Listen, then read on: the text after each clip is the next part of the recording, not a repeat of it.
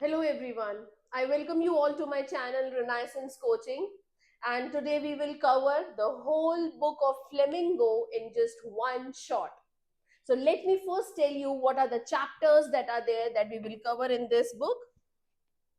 So first, the last lesson, the lost spring, deep water, the red trap, indigo, poets and pancakes, the interview, and last, the going places. Right? So let's start with this important lesson, the last lesson. Okay.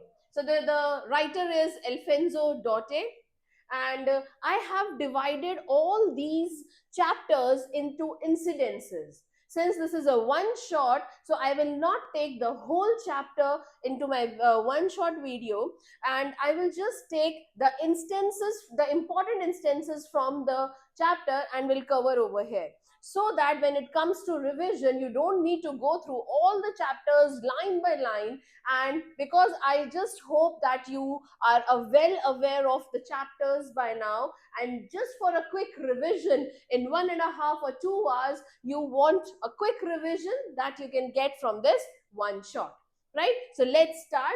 The characters here, that is Franz. He is a sensitive and honest schoolboy who accepts his fault of ignoring his lessons. Next character is M. Himmel. He is a sincere and strict teacher of the French language who is passionately patriotic, and he breaks down at the end of his last lesson. But because there is a war going on, and it is now that it is a rule now that there will be no more French classes. Rather, instead of French, they will be taught German. And then we'll go through the chapter and we will see how when the language of German comes in, it gives a lot of pain to the local people there. So the importance of language is shown, right? So first incident is the Franz is reluctant to go to school. Now Franz started for school very late that morning, and his French teacher M. Himmel had announced that he would question the class on participles. Participles पे questions पूछने वाले थे. So ये participles क्या है? जैसे आपकी normal English language में participles होते हैं, इसी तरह से French में भी जो participles है उनके ऊपर question होने वाला था. Now poor Franz did not know even a single word about them and was afraid of a scolding from his teacher. Right now, it was a bright sunny day, and for a moment Franz thought of running away and spending the day outside. He just didn't want to go to school and go through all those same rules and participles of French. Then he thought of just moving away from the school and spend some time outside. The chipping of birds and the marching of the Persian soldiers was much more tempting than the rules of participles. Right now, however, ये दो चीजें आपको learn करनी है, the chirping of birds and the marching of the Persian soldiers. ठीक है? Now, however, Franz was able to fight the temptation and hurried off to school. So he didn't listen to his heart. Rather, he just resisted all these temptations, right? And just ignored and went to school.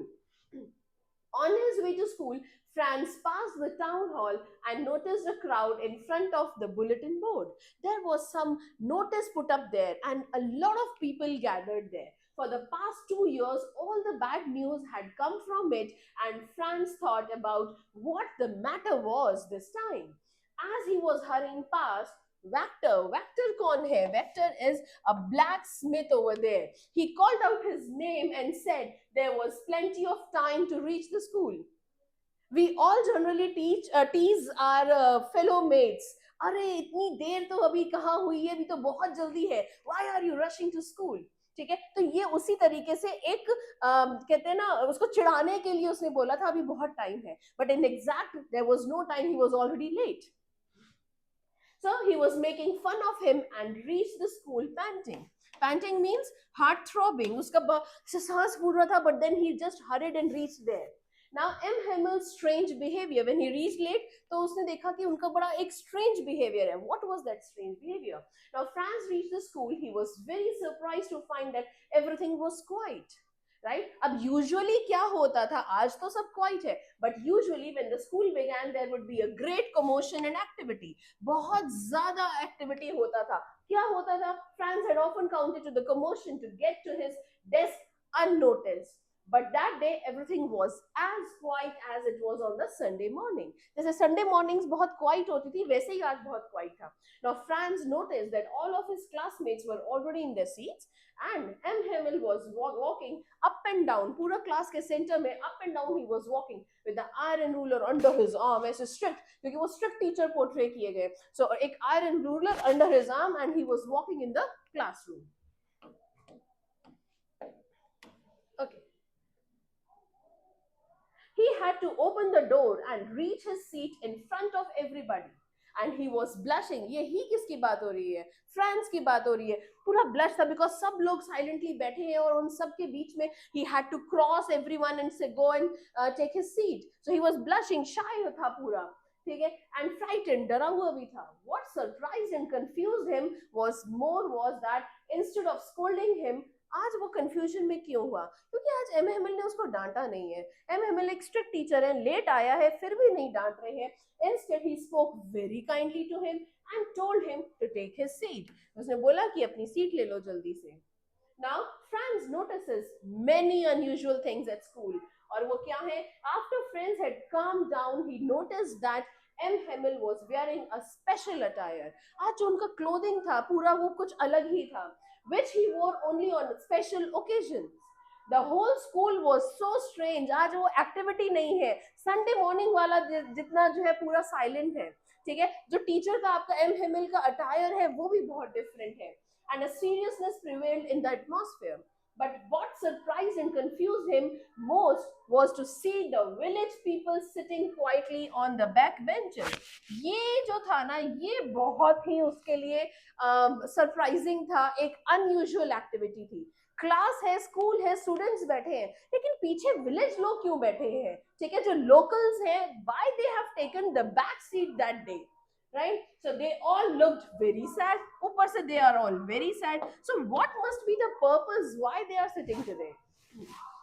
So there is an order from Berlin.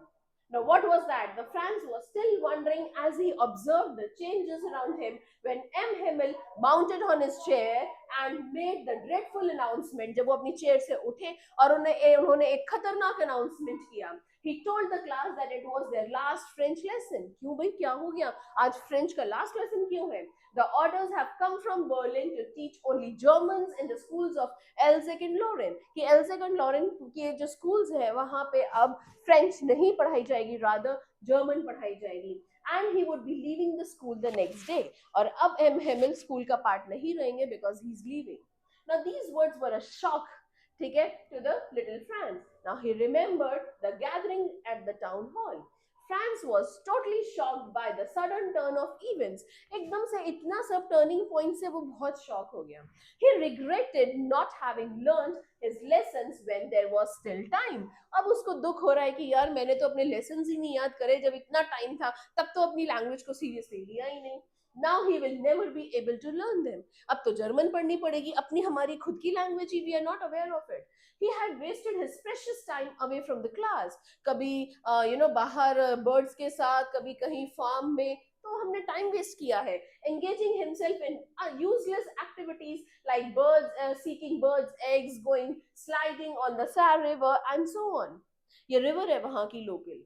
Now his books which were a nuisance to him, आज वो suddenly बहुत अच्छी friends लग रही हैं. जो books बिल्कुल boring लगती थी, जिनको खोलते ही नींद आने लगती थी, वो books आज बहुत अच्छी लग रही हैं. कहते हैं ना, जब तक आपके पास किसी चीज की free availability होती है, you don't understand its value.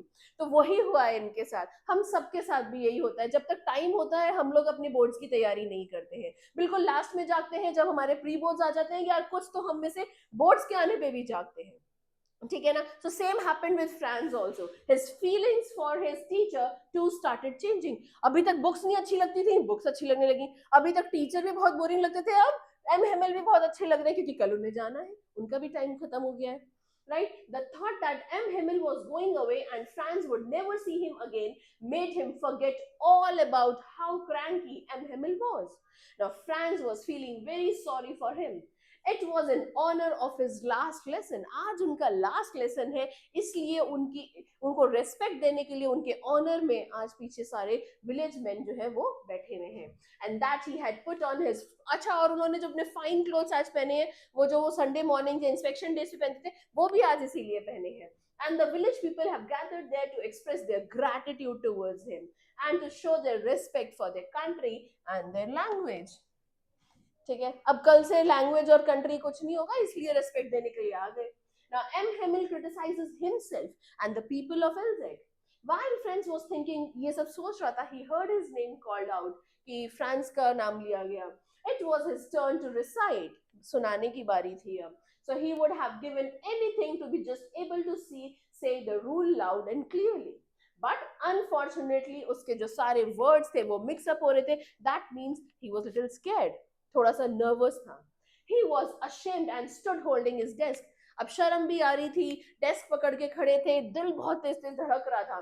M. Hamill said that he would not scold him, बेटे मैं डांटूंगा नहीं, बोलो बोलो। He criticized the people of LZ for their habit of putting off learning for some time in the future. अब हेमिल ने उन सबको बोला कि एल्जेड में सारे ही लोग ऐसे हैं, वो सब क्या कहते हैं, हम कल सीख लेंगे, बाद में सीख लेंगे, अच्छा इस ये हो जाने दो फिर कर लेंगे। So we all are in habit of putting things forward. ठीक है, इसको हम ये भी कह सकते हैं प्रोक्रेस्टिनेट करना। प्लीज इसको देखो हम कितना हमारी लाइफ से ये सब मैच करता है। हम भी ऐसे ही करते हैं, कल से पक्का पढ़ने बैठेंगे, संडे से पढ़ने बैठेंगे, वो कल और संडे कभी नहीं आता। Right, same was happening with France. Now he blamed their parents also for not taking interest, क्योंकि वो भी है, अगर नहीं बच्चा जाना चाहता तो भाई एक बार डांट फटकार लगा के भेजो जबरदस्ती, because this is a right to get education. But ठीक है, एज है, नहीं बच्चा कर रहा है, तो उनके पेरेंट्स की भी गलती है। Right? Often he sent the students to water his plants. मेरी भी गलती है एज टीचर, बिकॉज मैं क्या करता था, ठीक है कोई बात नहीं बेटे, पेड़ों को पानी दे दो, फिशिंग के लिए मैं जा रहा हूँ, आज मैंने हॉलीडे डिक्लेयर कर दिया है, तो मैं खुद भी गलत हूँ, स्टूडेंट भी गलत है, उनके पेरेंट्स भी गलत है, विलेज मैन भी गलत है, और मैं खुद भी गलत हूँ। ठीक है, because to water his plants और give them a holiday when he had wanted to go fishing. Okay, now importance of mother tongue. अब समझ में आ रहा है यार हमारी अपनी मदर टंग की क्या इंपॉर्टेंस है। M. Hamill then talked about the French language. He called it the most beautiful, the clearest and the most logical language in the world. इसके ऊपर क्वेश्चन आता है आपको, why did M. Hamill say कि ये वाली language सबसे अच्छी और ब्यूटीफुल है? Right? He wanted the people of France to treasure their language. Now, according to him, whenever the people of particular nation are enslaved, as long as they are attached to their language, it is as if they have the key to the prison. जब तक आप अपने country में अपनी language के साथ हैं, तब तक आप किसी भी प्रिजन की ताले की चाबी को खोल सकते हैं, यानी कि तब तक आपके पास एक दैट इज आपकी जो लैंग्वेज है वो एक की तरह है, आपको कोई भी बांध के नहीं रख सकता है। ठीक है, so this was the beautiful message. ये पूरा, if you want you can take the screenshot, this is the answer. ये इसका भी बन सकता है कि what do you mean by the key to the prison, और एक और इसमें क्वेश्चन बनता है, व्हाई डिड एम हेमिल से कि ये ब्यूटीफुल और क्लियरेस्ट लैंग्वेज है। ठीक है, so this is the whole answer to it. चलिए, the last lesson, M. Hamill opened a grammar book, taught them their last lesson. Now France was amazed to see कि आज तो उसको सब कुछ बड़ा आसानी से समझ में आ रहा है। France thought that probably he never paid attention in the class and that M. Hamill had never explained everything with so much patience. यहाँ पे मैं आपको एक बड़ी छोटा सा एक इंसिडेंट समझाती हूँ। मेरा एक स्टूडेंट था एंड उसको मैं पूरे साल बहुत बोलती रही, बेटे करना है करना है, जो मेरी ऑफलाइन क्लासेस होती हैं, तो वो उसने कभी भी क्लासेस को सीरियसली नहीं लिया। ठीक है, इसी इंसिडेंट से याद आया, और फाइनली उसकी बैक आ गई। ठीक है, बैक आने के बाद सिर्फ हमारे पास 1.5 मंथ था, प्रॉपर 2 महीने भी नहीं थे। ठीक है, तो उस 1.5 मंथ में हमें पूरी इसकी तैयारी करनी थी। आप मान नहीं सकते, वो 1.5 मंथ में उसने ये मुझे सच में बोल के दिया कि मैम इतने इजी लेसन्स थे, मैं ये कर ही क्यों नहीं पाया। मैं कहा पूरा साल आपको वो इजी नहीं लगे, लेकिन जब आज आपको पता था अब आपको करना ही पड़ेगा, तो 1.5 मंथ में देखो वो कितना अच्छे से याद हो गया। ठीक है, तो क्यों इतना बैक का एक हमेशा के लिए या कम नंबर्स का आपको हमेशा के लिए एक टैग लगाना है अपने ऊपर। You have full year, please make fruitful efforts और उसका पूरा यूज कीजिए। ठीक है, and back the best marks that you can. ये सब चांसेस नहीं लेना है। तो वही हुआ, कमिंग बैक टू फ्रांस, इसके साथ भी यही हुआ. ही thought that probably he never paid so much attention in the class. ये सच में होता है, टीचर भी बुरा लगता है, सब्जेक्ट भी गंदा लगता है, बोरिंग लगता है, ठीक है, बट देन जस्ट सी कि हमें ये करना ही करना है. और उसके बाद सिर्फ 2 दिन या 3 दिन परेशानी होती है, फिर वापस आ जाते हैं. एंड यू, वो सब्जेक्ट, वो जो आपके क्या आपके जो फॉर्मूलाज है, कॉन्सेप्ट्स है, वो सब अच्छे लगने लगते हैं. क्योंकि बस समझने की देर है, जब तक आप अपने एफर्ट्स नहीं डालोगे वो कॉन्सेप्ट सही नहीं लगेंगे. चलिए, so M. Hamill had brought new copies for them that day, and everyone was immersed in their work. Even the little children sitting in the class were tracing their fish hooks as if it was French too. Okay, the final goodbye. All this while, M. Himmel sat motionless in his chair. Franz thought that M. Himmel wanted to imprint this lesson, this classroom scene in his mind. वो ऐसे देख रहे थे, he wanted कि यार बस आज मैं पूरी क्लास का जो ये सीन है ना अपनी आंखों में भर लूं, because maybe from tomorrow I will not be a part of this anymore. And he was in the school imparting his services since last 40 years. ठीक है, तो 40 years का सर्विस अचानक कल से मेरे पास नहीं होगा. So he wanted to capture the whole classroom in his eyes.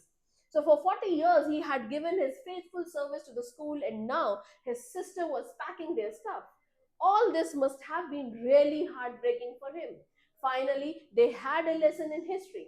Now everybody became emotional towards the end. Some even started crying, but M. Himmel had the courage and patience to hear every lesson to the last. Right? Now, finally, as the church clock struck 12, M. Himmel stood up. It was very evident that he had become emotional too. He tried to speak, but he got choked. Answer, जवाब ही नहीं निकल रहा था, words नहीं निकल रहे थे मुंह से, because he was too emotional at that moment.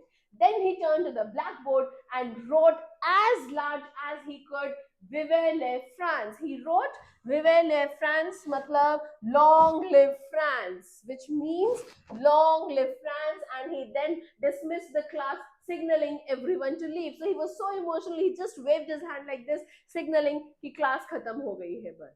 So what did he write? "Vive le France" means long live France. Okay, so this is the end of this chapter. Let's start with the Lost Spring. Anis Jung is the writer of this Lost Spring. It is in 2 parts, I'll tell you. So characters pehle kaun hai? Sahib, he was a rat picker from Simapuri. It is in the outskirts of Delhi, and he has simple dreams. He believes in promises that are made to him. Mukesh, he's a boy belonging to a family of bangle makers in Firozabad. He dreams of breaking away from tradition and becoming a motor mechanic. Now, the narrator, Anis Jung, she is a social worker who empathizes with the slum dwellers and honestly portrays their pitiable lives. उनकी जो बहुत ही दयनीय हालत है, उनकी lives की बहुत बुरी हालत है, उसके ऊपर पिटी करके अनीस जंग कुछ स्टेप्स ले रही हैं. Right now, sometimes I find a rupee in the garage. So Sahib जो रैक पिकर है, every morning the author कौन है? अनीस जंग. She meets Sahib and his friends scrounging for gold, ढूंढ रहे हैं gold उसमें garbage में, in the dark garbage dumps of a neighborhood.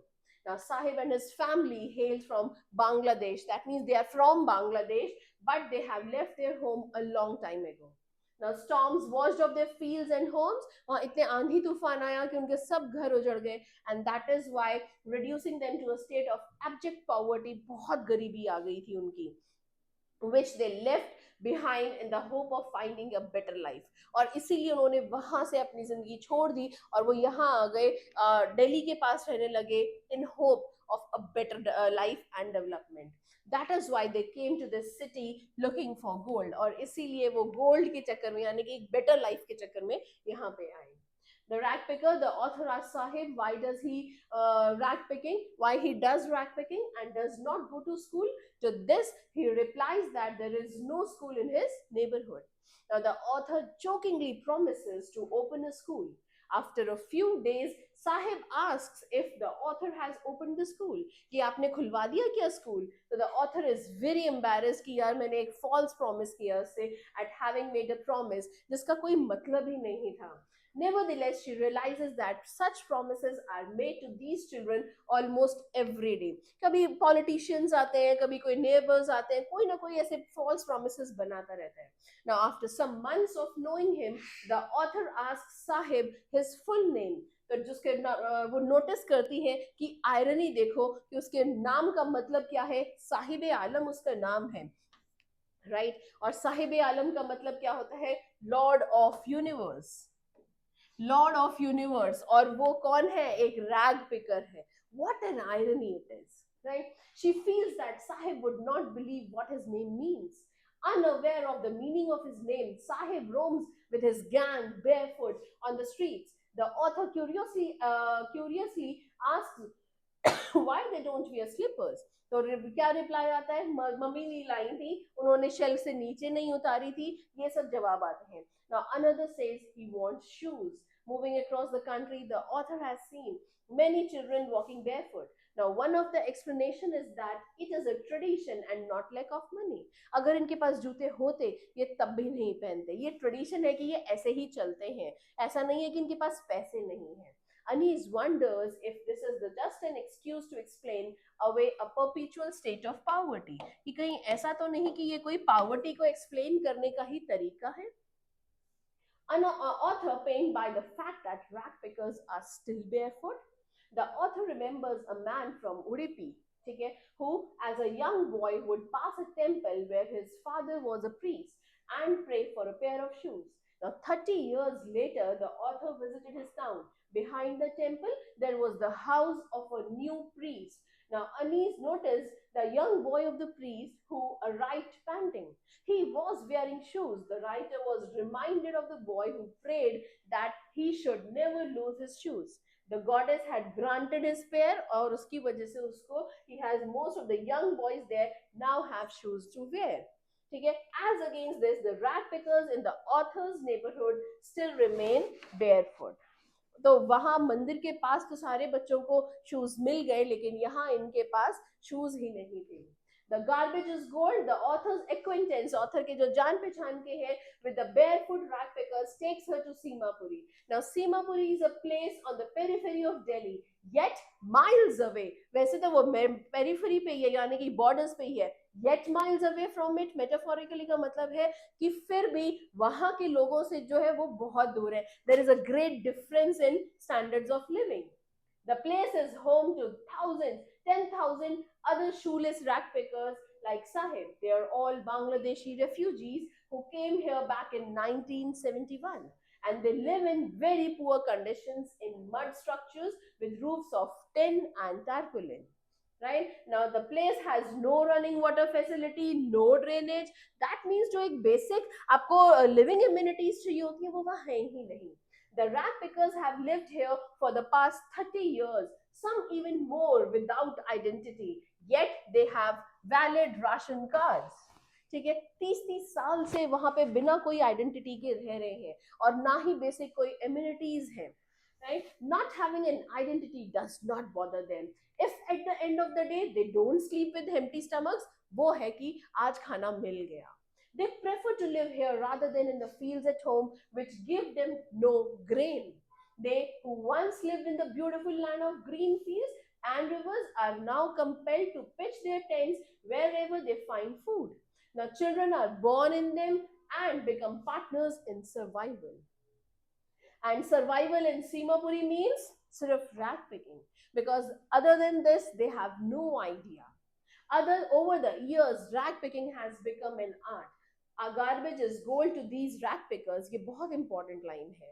Garbage उनके लिए gold की तरह है जिसमें वो सारा दिन अपना लगाते हैं to find something valuable, right? It is their only support and means of income. बस इसी से जो उनको एक 10 रुपी कॉइन या 5 रुपी कॉइन मिलता है, उसी के लिए वो ये लोग इतना अपने उस गार्बेज में टाइम स्पेंड करते हैं. Sahib tells the author that sometimes he finds a rupee, even a 10 rupee note. And Anis realizes that garbage holds a different meaning. हमारे लिए वो कचरा है, garbage है, but इनके लिए it is a gold, because from that garbage they search that a rupee, 10 rupee or a 5 rupee note, which means they're living. Right? Anise realizes that garbage holds a different meaning to both parents and children. For parents, it is the source of their livelihood, providing them with food and shelter. For children, it is wrapped in wonders. इतने सारा ये सब wonders हैं उनके लिए. One winter morning, the author sees Sahib outside the fenced gate at the neighborhood club. Right? वहां पे क्या कर रहा था ये? He is watching a game of tennis there, and Sahib seems to be fascinated by the game. He tells the author that sometimes guard मुझे अंदर जाने देता है और मुझे जब सब लोग वहां से चले जाते हैं तो वो थोड़ा सा मुझे वहां पे टाइम स्पेंड करना यानी खेलने भी देता है.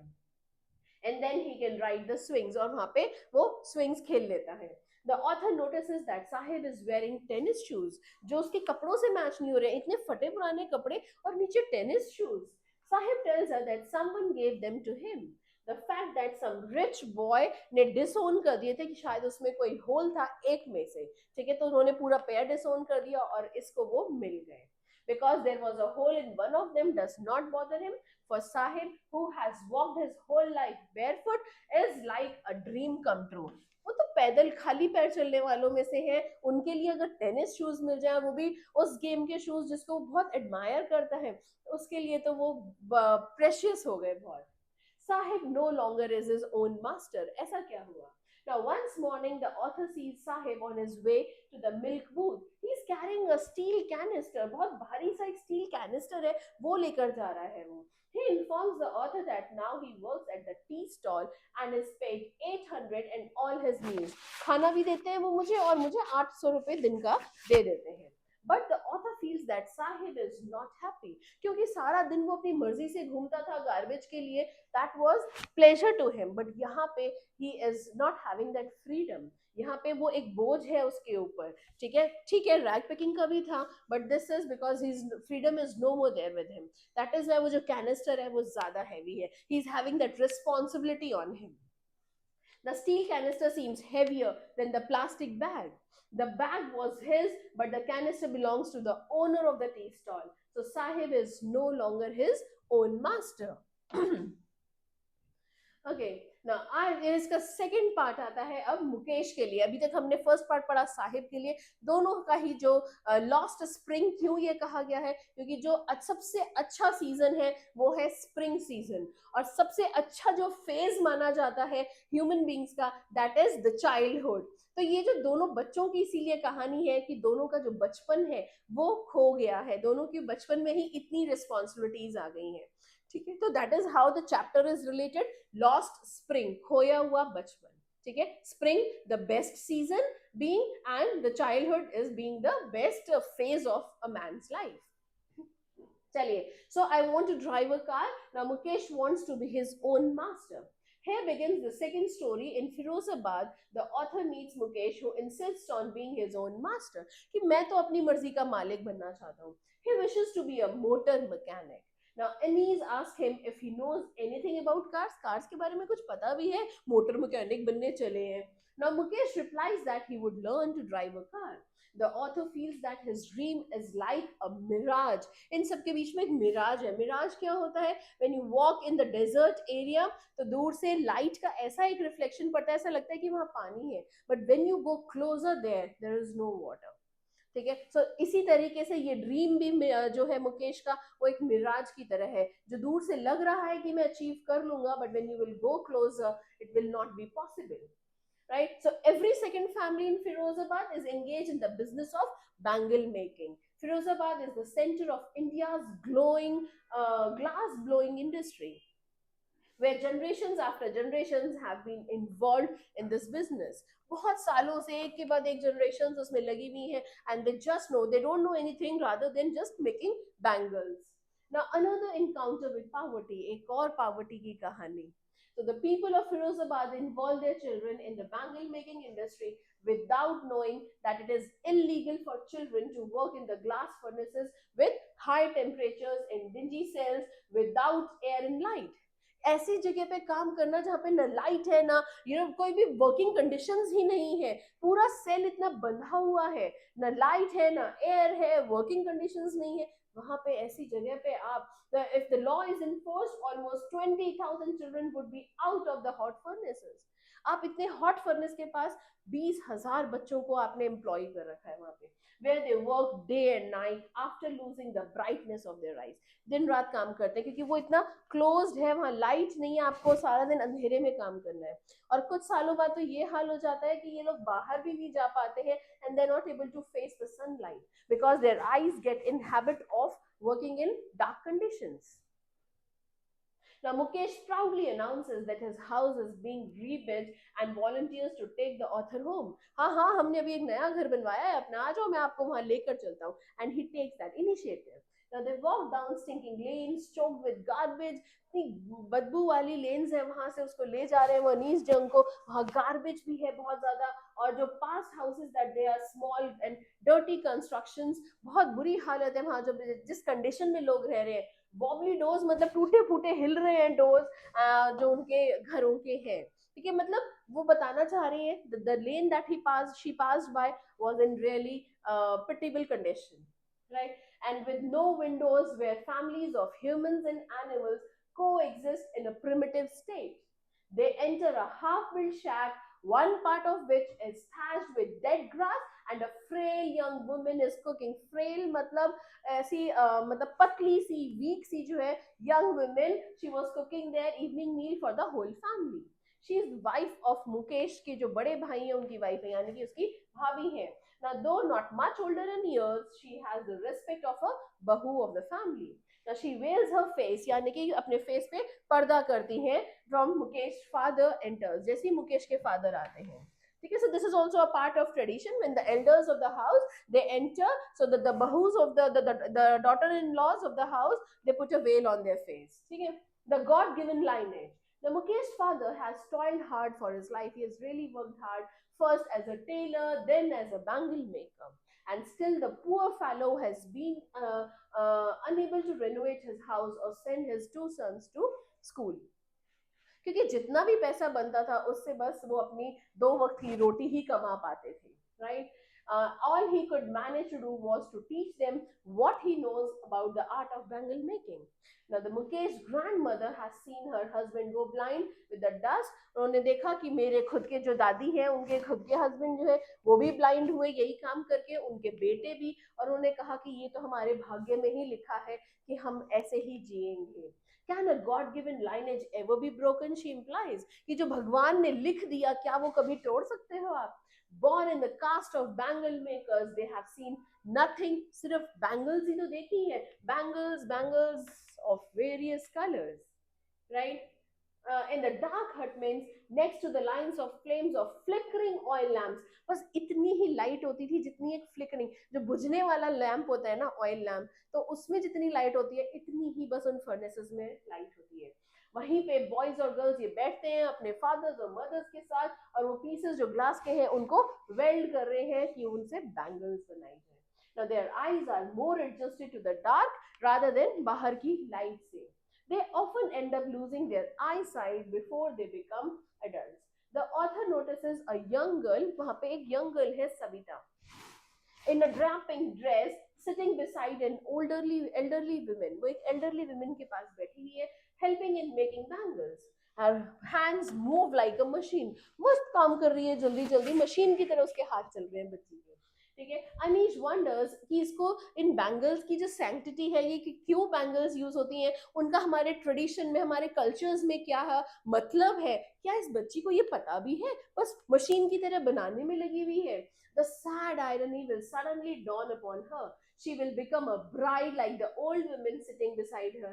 In a voice drained of joy, the old lady tells the author that she has not enjoyed even fun-full meal in her entire lifetime. तो वो दो बातें कहती हैं कि जिस तरीके से ये ओल्ड लेडी एक बार कभी ब्राइड बनी थी, ये बच्ची भी एक दिन ब्राइड बनेगी when she will wear so many bangles.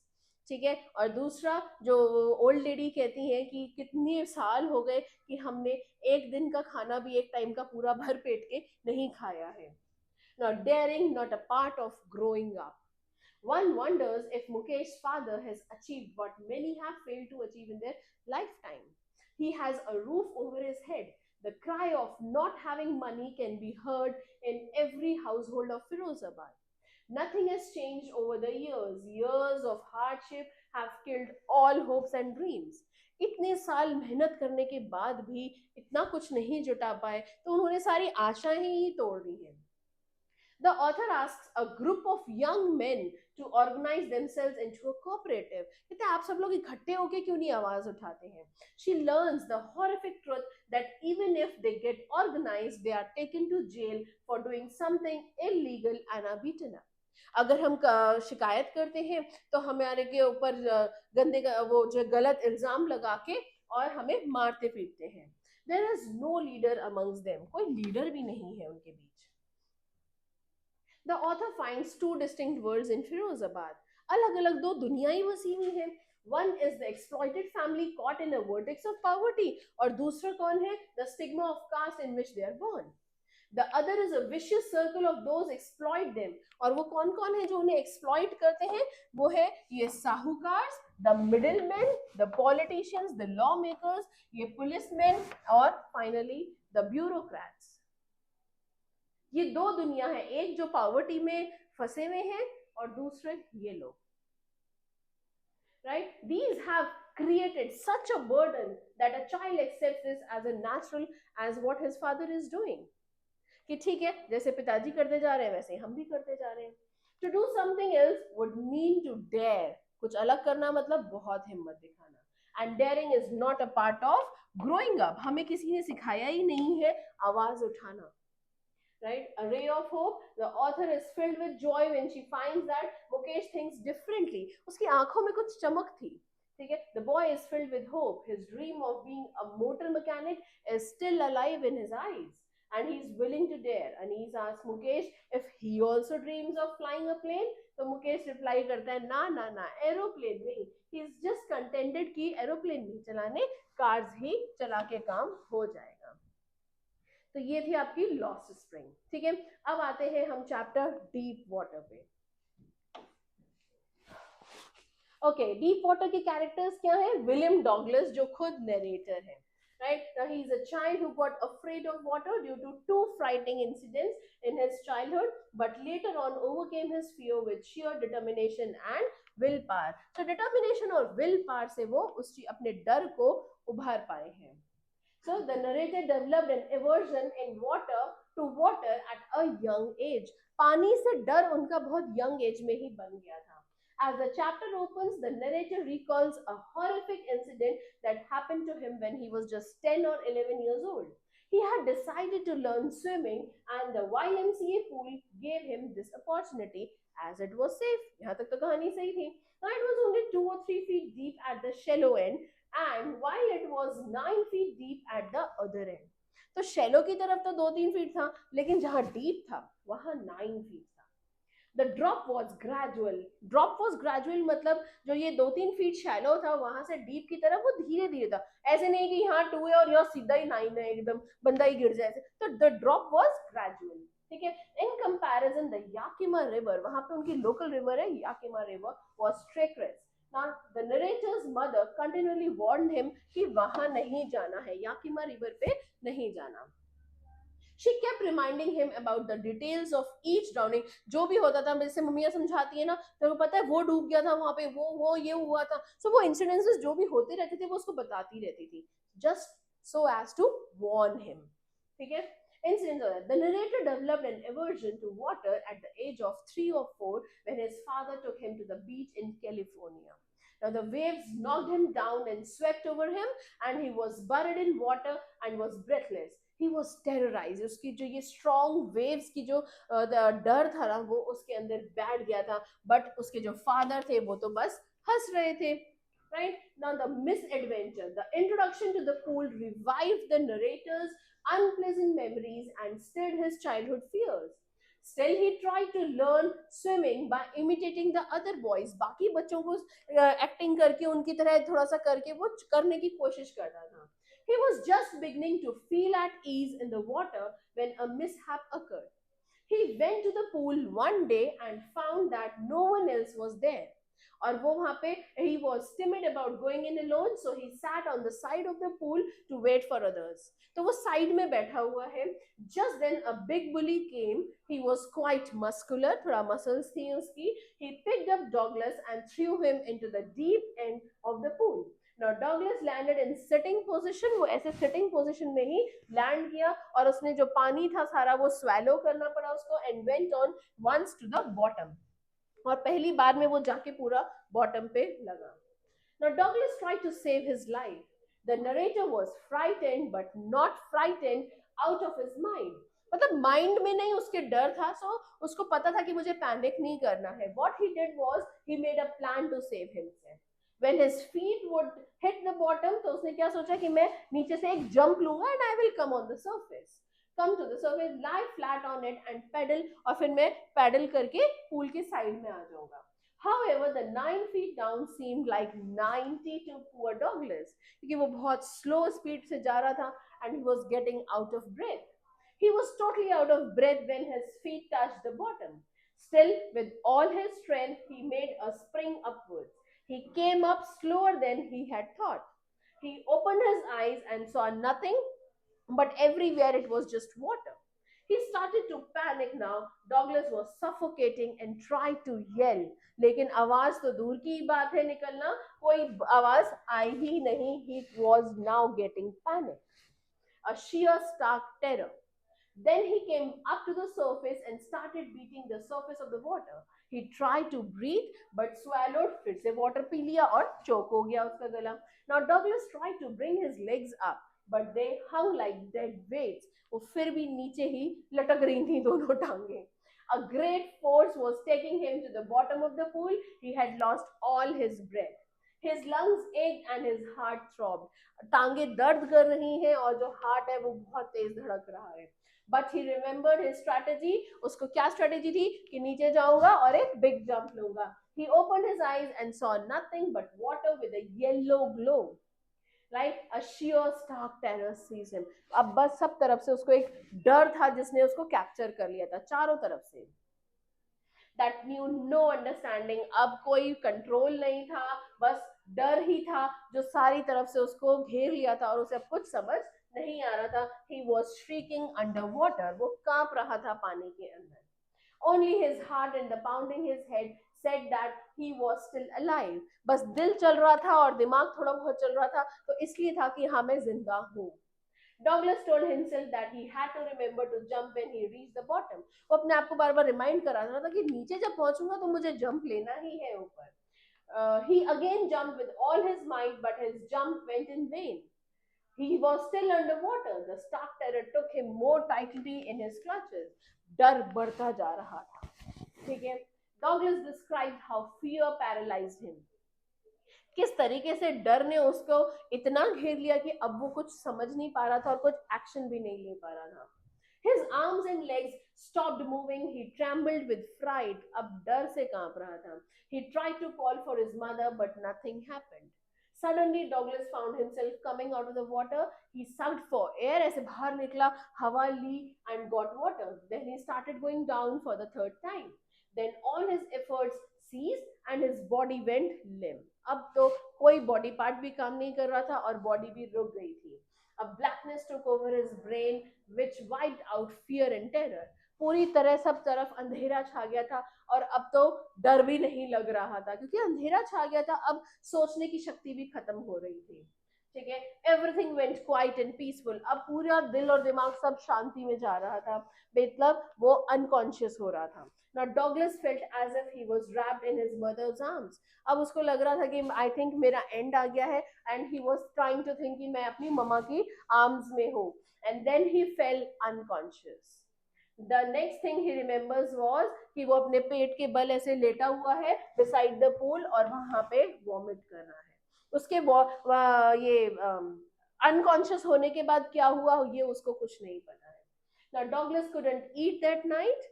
ठीक है. He was weak, कांप रहा था. He shook and cried on his bed. He never went back to the pool. He feared water and avoided जितना हो सकता है उतना. Now whenever he went near water, वही टेरर उसको घेर लेता था and वो वहां से डर के मारे भाग जाता था. The fear paralyzed him, and this handicap stayed with him as years rolled by. कितने साल निकल गए और ये टेरर उसके साथ था.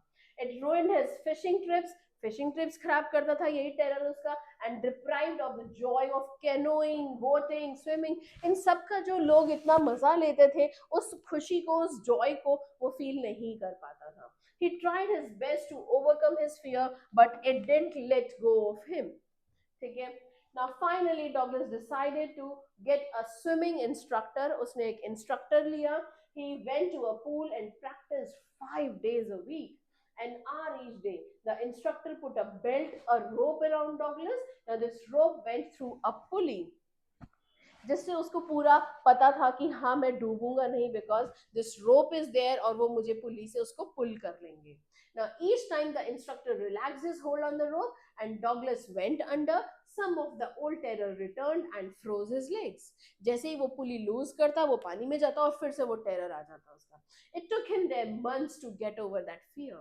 Then the instructor taught him to breathe while swimming. Next, he taught him to move his legs. Thus, piece by piece, bit by bit, he built a swimmer out of Douglas. धीरे धीरे उसने Douglas को एक swimmer बनाया. After the training was finished, Douglas wondered if he would be terror stricken when he would be alone in the pool. He tried, and tiny vestiges of the old terror did return. But now he was not afraid. Now Douglas was still not satisfied, so he went to the lake Wentworth in New Hampshire and swam 2 miles across the lake. अपने आप को check करने के लिए कि मैं pool में तो सही हूँ, क्या वो मेरे को किसी और सर्कमस्टांसेस में ये डर वापस तो नहीं आ जाएगा. Now when Douglas was in the middle of the lake, he put his face under and saw nothing. लेकिन bottomless था. कोई अब रिवर्स वगैरह में बॉटम थोड़ी दिखता है. The old sensation came back to haunt him. दोबारा से वो टेरर आया. But this time Douglas was strong and he swam on, yet he had some residual doubts. थोड़े बहुत कुछ doubts थे, लेकिन उसको पता था कि अब वो कोई भी डर उसको नहीं घेर सकता है. At this first opportunity, he went to the warm lake. He swam to the other shore and back. He was thrilled with joy as he had conquered his fear of water. The experience had a deep meaning for him. He explains that death was peaceful. जब वो time आया था, जब उसको लगा कि वो अपनी मदर की आर्म्स में है, वो कितना पीसफुल मोमेंट हो गया था. But it was the fear of death that crippled a person. लेकिन वो जो fear of death होता है ना, वो एक इंसान को पकड़ के रखता है. Here he quotes President Roosevelt saying, President Roosevelt ने क्या कहा है? All we have to fear is fear itself. हमें बस किस चीज से डरने की जरूरत है? खुद डर से डरने की जरूरत है. Because he had experienced the death and the terror that it could produce, his will to live somehow grew in intensity. ठीक है. हम छोटी छोटी परेशानियों से देखो कितना परेशान हो जाते हैं, और यहाँ पे डॉगलस ने एक इतने बड़े डर को कॉन्कर करने की कोशिश की, and he finally did it. चलिए, so next chapter, rat trap by Selma Lagerlof. चलिए, इसके characters, the peddler, a poor man who sold rat traps for living and was a petty thief. छोटी मोटी चोरियां करता था और रैट ट्रैप्स को बेचा करता था बना के. The crofter, a simple trusting person who is robbed by the peddler. The iron master कौन है? A stern taskmaster and law-abiding person, and he trusts the peddler due to his daughter's persuasion. क्योंकि इसकी जो daughter है वो मना लेती है. ठीक है. एडला कौन है? यही आयरन मास्टर की daughter, is a kind and compassionate lady. So the rat trap peddler and his thoughts about the world. Now once upon a time there was a vagabond who went around selling small rat traps, and he made them from the material he got by begging. The business was not profitable, so उसने क्या किया? He had to beg and even steal to survive. चोरी छोटी मोटी करनी पड़ती थी. His clothes were in rags, फटे पुराने कपड़े. His cheeks were sunken and hunger gleamed his eyes. उसके जो cheeks थे वो ऐसे गड्ढे हुए थे weakness की वजह से, और भूख उसकी आंखों में दिखती थी. ठीक है. While he was engrossed in his thoughts about rat trap, अपने ही बस ख्यालों में वो घूम रहा है rat traps के, एक बहुत ही अम्यूजिंग सा आइडिया उसके दिमाग में आता है, और वो ये सोचता है कि ये जो पूरी दुनिया है यही एक rat trap है. कैसे? दुनिया ही एक rat trap होगी. It offered comforts and joys. वो हमें comforts और joys देते हैं as a bait. जैसे हम चूहे के लिए, माउस के लिए एक बेट लगाते हैं, चीज का पीस लगाया, वो भी तो एक बेट है ना। ये दुनिया भी हमारे लिए छोटे छोटे बेट्स रखती है, और जैसे ही हम उनको पकड़ने के लिए जाते हैं, we get trapped in that trap, right? So like that rat trap offered cheese and pork. Now as soon as a rat was tempted to touch the bait, it gets trapped in it. हमारा भी वही हाल है. Now the crofter treats the peddler nicely, but the peddler cheats him.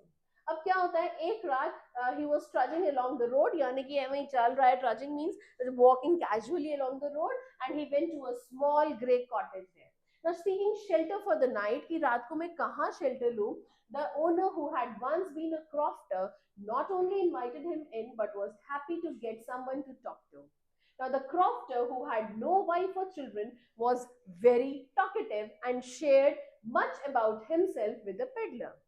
He informed the peddler that during his days of prosperity, he worked at the Ramsau Iron Works. जब मेरा time बहुत अच्छा था ना, तो मैं Ramsau Iron Works में काम किया करता था. Now his cow supported him. उसकी अब cow उसको support करती है. He even shared, उसने और भी share किया fact that he had earned 30 kroners by selling the cow's milk. कि काउ का जो मिल्क है वो बेच के मैं 30 क्रोनर्स कमाता हूँ. 30 क्रोनर्स क्या है? जो क्रोनर्स होते हैं ना, वो वहां की करेंसी है. ठीक है. The guest seemed incredulous, so the crofter showed him the money, also revealing where it was kept. उसने उसको दिखाया, देखो मैंने तो यहाँ पे ये भी पैसे भी रखे हुए हैं. उसने इसको दिखा दिए बार. Now next day both left the cottage at the same time, but half an hour later the peddler returned. He went up to the window, smashed a pane and took out the 30 kroners from the pouch in which they were kept. उसने क्या करा, वो window तोड़ी और वहां से जो वो पाउच निकाल लिया जिसमें वो 30 kroners रखे हुए थे. The vagabond was quite pleased with his smartness. He avoided the public highway and turned into the wood, यानी कि फॉरेस्ट की तरफ चल दिया. As he felt he would be safer and no one would be able to catch him. It was a big and confusing forest. बार बार घूम के वो वहीं आ जा रहा था. He tried to walk in a definite direction, but the paths twisted back and forth so strangely that he was perplexed. बहुत confused हो गया क्योंकि वो बार बार जो रास्ते थे वो उसको घुमा घुमा के वहीं लाके रख देते थे. He walked on and soon realized that he had been walking around in the same part of the forest. So realize किया कि यार अभी तो यहीं से गया था, बार बार घूम के मैं एक ही जगह आ रहा हूँ. All at once he recalled his thoughts about the world being a rat trap. अब वही बात याद आ गई ना कि आप बेट के लिए आप लगते हो और आप उस ट्रैप में आ जाते हो. इसका भी वही हुआ. बेट क्या था? 30 क्रोनर्स. और अब ट्रैप क्या बन गया? ये फॉरेस्ट. ठीक है. Now his own turn had come. He had let himself be fooled by the bait and had been caught in a rat trap. The entire forest with its trees, trunks, branches, सब कुछ अब उसको एक jail की तरह लग रहा था जहां से अब वो बाहर निकल ही नहीं सकता है. Finally, he saw no way out. He was so overwhelmed with exhaustion that he sank down to the ground, tried to death, thinking that his last moment had come. क्योंकि यहाँ से बाहर निकलने का कोई तरीका ही नहीं है, तो अब लगता है कि मेरा आखिरी टाइम आ गया है. Just then he heard the sound of the regular thumping of the hammer. जोर जोर से कोई कुछ ठोक रहा है, उसकी आवाज आती है. He realized that the sound was coming from an iron mill. He summoned all his strength, पूरा, क्योंकि हिम्मत तो थी नहीं, फिर भी पूरा करेज किया और वहां पे साउंड की तरफ वो जाने लगा. He reached the Ramsau Iron Works, which was then a large plant with smelter, rolling mill and forge. ये सब वहां पे हुआ करता था. He entered the iron works amidst the different sounds coming from the work going on in the full swing. It was quite usual for vagrants like him to be attracted by the warmth, क्योंकि वहां पे warmth है और जो वहां से राहगीर होते हैं, जो वहां से गुजरने वाले लोग होते हैं, वो ज्यादातर ऐसे कितनी बार रुके हैं. सो आयरन वर्क्स को, जो वो मिल है वहां पे, उनको आदत है ऐसे लोगों को एंटरटेन करने की, ठीक है, या उनको वहां पे शेल्टर देने की. So he was ignored by the blacksmith there. The master blacksmith rather haughtily granted him permission to stay. बहुत ही casually उसने कहा ठीक है रुक जाएगा. Soon the iron master came into the forge for his inspection. जो वहाँ का master था, iron master, वो inspection के लिए आ गया and noticed the ragamuffin. He mistook him in the dim light for an old regimental comrade. अब उसको लगा कि ये जो इंसान है ये उसका कोई पुराना, जब वो आर्मी में खुद था तो उसको वो जो है एक उसका कॉमरेड है, यानी कि उसके साथ का साथी है, a fellow soldier. and addressed him as Niels Olof. Hey, मेरा दोस्त Niels Olof. ठीक है? The peddler didn't try to clear his doubt as he thought the Iron Master might give him some money. Now the Iron Master invited him home. The peddler thought that going to the manor house would be like throwing himself. तो तेरे यार जो है चोरी करने के बाद एक आर्मी पर्सन के घर जाना तो मतलब अपने आप को उसमें डालना, मुश्किल में डालना होगा. तो उसने डिक्लाइन कर दिया इनविटेशन कि नहीं, मैं नहीं जाऊंगा आपके साथ.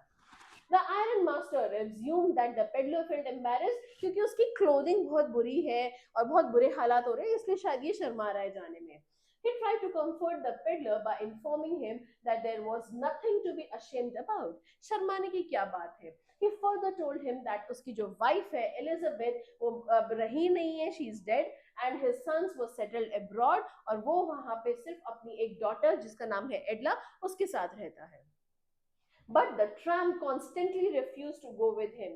The Iron Master went away, but he was not deterred by the peddler's persistent refusal. He sent his daughter to persuade the peddler. अब उसने अपनी बेटी भेज दी. When Edla came to the ironworks, she found that the old man alarmed and वो डर गया था उसके आने से. She tried to comfort him. She somehow sensed that his fear conveyed that he was either वो ऐसे कौन डरता है, या तो तुम कोई चोर हो जो भागने की कोशिश में हो, या आप कोई जेल के कैदी हो जो जेल तोड़ के आए हो. Now still she was very friendly and kind to the peddler. The peddler felt confidence in her और उसने उनके साथ जाने का invitation accept कर लिया. He felt guilty and cursed himself कि उसने ये पैसे क्रॉफ्टर के क्यों चुराए, उसको अच्छा नहीं लग रहा था. The next day was Christmas Eve और Iron Master बहुत खुश थे कि वो अब कुछ अपने टाइम स्पेंड करेंगे अपने पुराने दोस्त के साथ.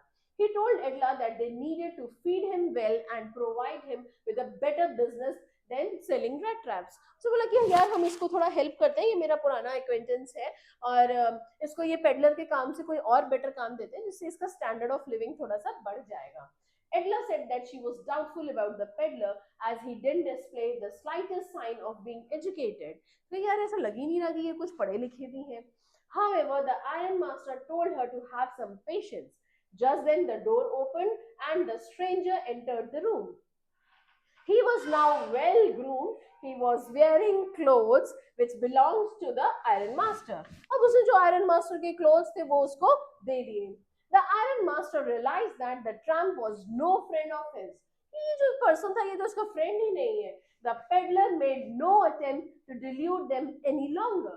He explained that he never said to the Iron Master कि यार मैंने कभी थोड़ी कहा है कि मैं तुम्हारा दोस्त हूँ. तो उसने फिर आयरन मास्टर ने कहा कि तुमने मना भी तो नहीं किया, अपनी आइडेंटिटी भी तो रिवील नहीं करी ना.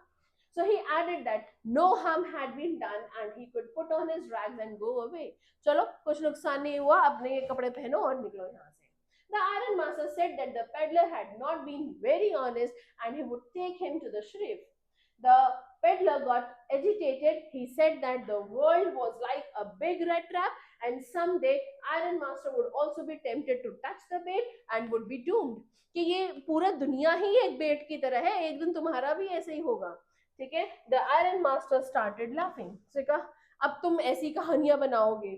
ठीक है. The Iron Master asked the peddler to leave, but Edla wanted him to stay back. He felt that they had promised the peddler Christmas cheer and it would be wrong to send him away. हमने इसको एक अच्छी Christmas ewe जो है promise की है और अब ये गलत होगा अगर हम इसको यहाँ से जाने को कह दें.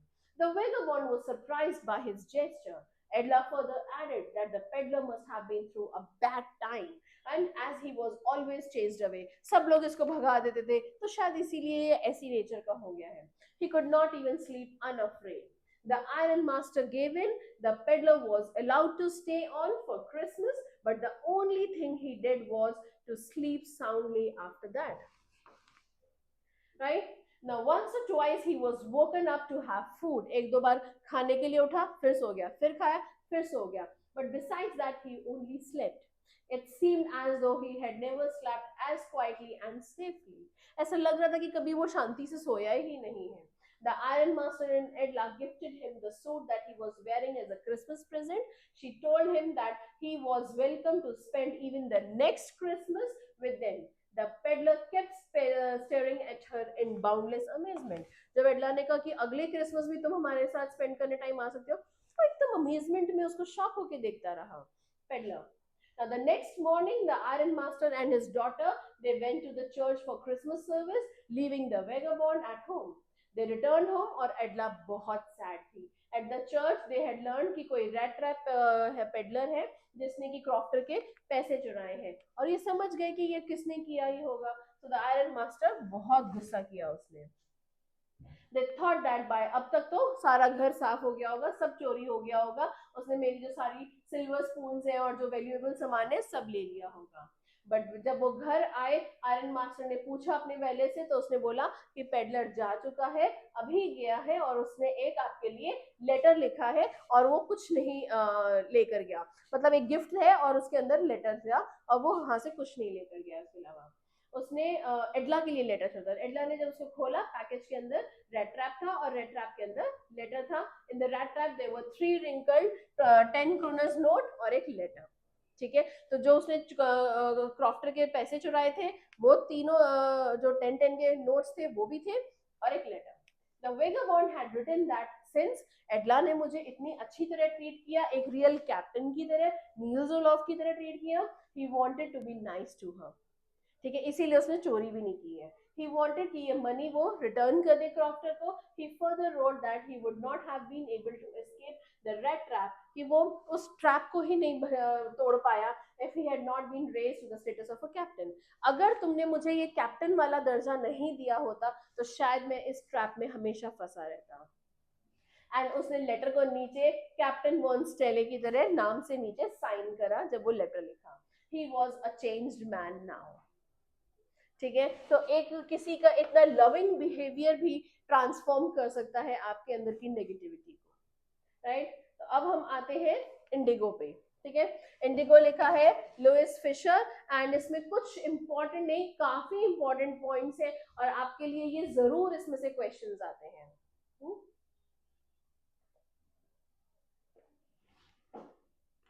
चलिए, कैरेक्टर्स कौन है? गांधी जी खुद, the father of the nation, और वो यहाँ पे हेल्प करते हैं चंपारण के पीजेंट्स के लिए कि वो सेल्फ रिलायंट बने, यानी कि आत्मनिर्भर बने. Rajkumar Shukla, a poor and emancipated peasant whose resoluteness impresses Gandhi ji, जिसका डिटर्मिनेशन, रेज्यूलेटनेस, ये सब इम्प्रेस करता है गांधी जी को कि वो उसके लिए काम करें, उसकी जो प्रॉब्लम्स हैं उनको वो सॉल्व करके दें. ठीक है, तो ये दो हमारे Rajkumar Shukla, the resolute peasant. Now Gandhi ji, he starts narrating the incidents which made him decide to spur the exit of the British from India. The incident occurred in 1917, and Gandhi had gone to December 1916 annual convention जो था Indian national Congress party का, जो लखनऊ में हो रहा था, उसके लिए गए थे. Poor and emaciated peasant Rajkumar Shukla approached Gandhi ji, वहां पे उनसे मिले. Shukla was one of the sharecroppers of Champaran, वो वहां के एक फार्मर रह चुका है. Shukla wanted Gandhi to visit his district and look into the condition of the peasants there. He came to the Congress session to complain about the injustice of the landlord system in Bihar. Bihar में जो ये landlord system है, उसके तहत जो injustice हो रहा है, ठीक है, उसकी कंप्लेन करने के लिए उसने बुलाया था कि आप आइए और वहां पे जो कंडीशन है फार्मर्स की, उस पर कुछ हमारी हेल्प कीजिए.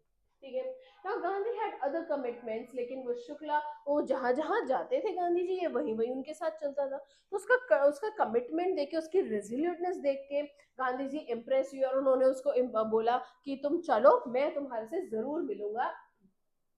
He told him to come to Calcutta and take him from there. ठीक है, now when Gandhi ji went to Calcutta after some months, he found Shukla already present there. तो जो डेट उन्होंने कमिट किया था, शुक्ला उस date पे वहां पहुंचे हुए थे. Now Shukla and Gandhi ji went to Patna, अब बिहार में, to meet a lawyer named Rajendra Prasad, the man who later became the president of Congress party, and वो बाद में president of India भी बने.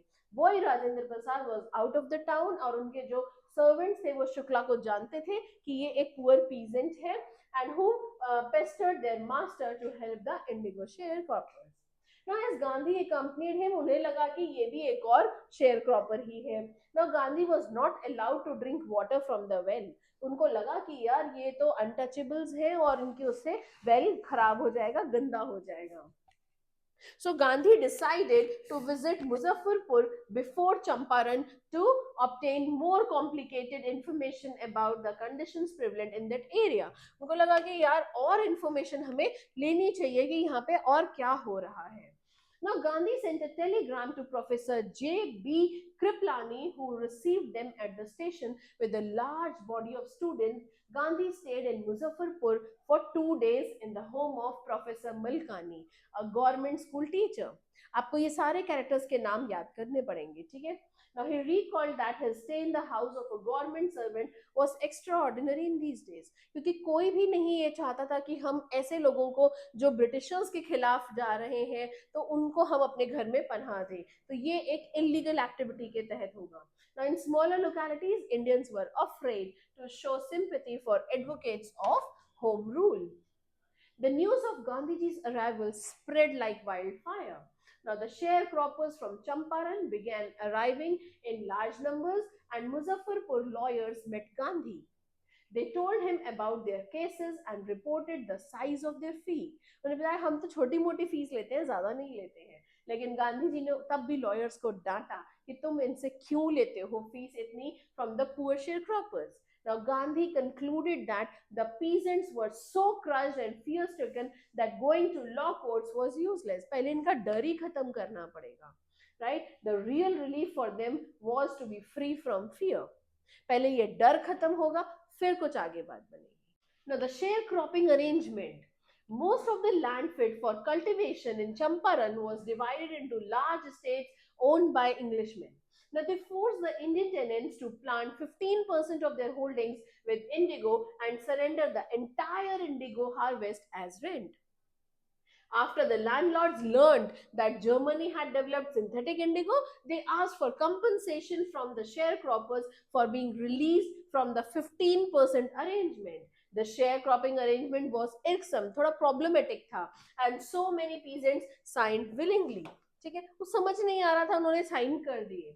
Now, however, some of them engaged lawyers. Meanwhile, the news of synthetic indigo reached all the sharecroppers, and they felt cheated, unhappy, and they became resentful.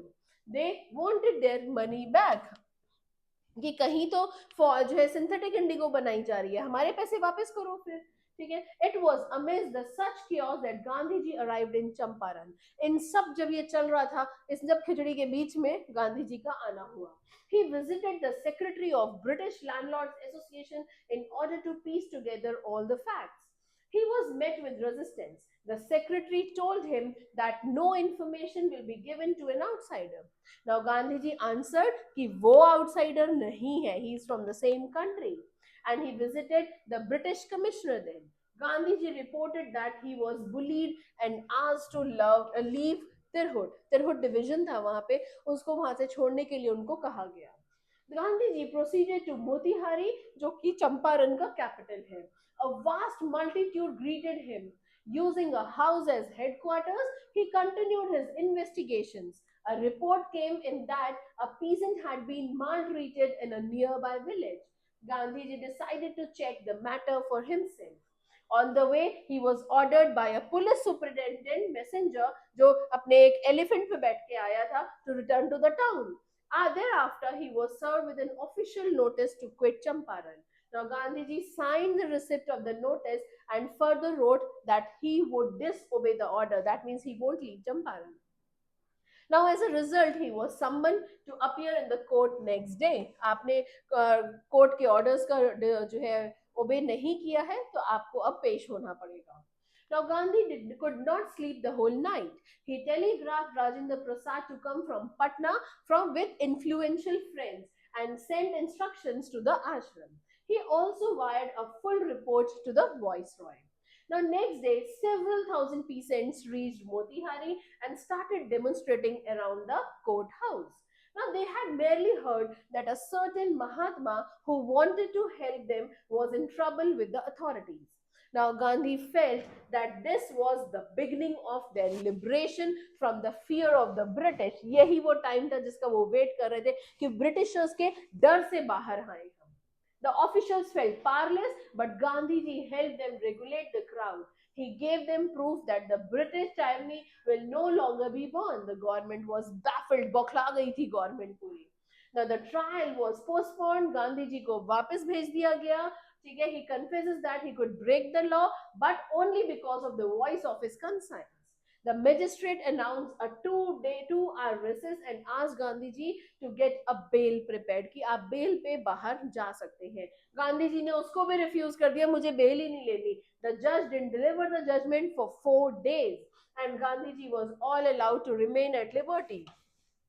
Jail में भी नहीं रखा, bell भी नहीं लेने दी, कुछ भी नहीं, फिर भी उनको बाहर छोड़ दिया. ठीक है. Now, Rajendra Prasad, along with many prominent lawyers, conferred with Gandhi. Now, Gandhi asked them what they would do if he was sent to jail. The senior lawyer replied that they were there to help Gandhi ji if he was arrested. Now, they would go home. Gandhi reprimanded them about the injustice to the sharecroppers. The lawyers consulted amongst themselves. They thought that when Gandhi, a total stranger, was ready to go to jail for their sake, अगर गांधी जी जो कि बिल्कुल हमारे तो अनजान है हमारे लिए, अगर वो जेल जा सकते हैं तो हम आपस में एक दूसरे के लिए नहीं जा सकते हैं क्या? It would be shameful for them if they left the peasants whom these lawyers claimed to serve. Right? Now they told Gandhi that they were ready to follow him to jail. Gandhi explained exclaimed, the battle of Champaran is won. क्योंकि आज सब jail जाने से भी नहीं डर रहे हैं, सब जेल जाने को भी मेरे साथ तैयार है, तो आधा बैटल तो यही जीत लिया हमने. Now Gandhi was informed that the Lieutenant General of the province had ordered the case to be dropped. Now civil disobedience had triumphed for the first time in modern India, क्योंकि बिना किसी लड़ाई झगड़े के केस खत्म कर दिया गया. Inquiries into the grievances of the farmers over a wide area began. Inquiries बिठाई गई, दिखाया गया कि कौन गलत है.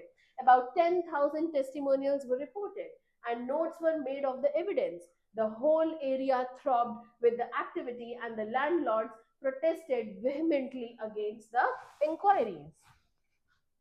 In June, the Lieutenant Governor Sir Edward Gates summoned Gandhiji and Gandhi laid out detailed plans for civil disobedience if he did not return from the summons. अगर मैं नहीं आया वापस तो प्लीज आप लोग जो है डिटेल जो प्लान्स बनाए हैं उनके थ्रू जाएंगे. The Lieutenant Governor, after having 4 protracted meetings with Gandhi, appointed an official commission to inquire into the situation. क्योंकि Gandhi ji was the sole representative of the peasants in the commission, लेकिन उनकी पूरी inquiry बैठाई गई उस चीज के लिए. The evidence against the landlords was overwhelming. They asked Gandhi how much they should repay, कितना रीपे करना चाहिए क्योंकि गलती हुई है.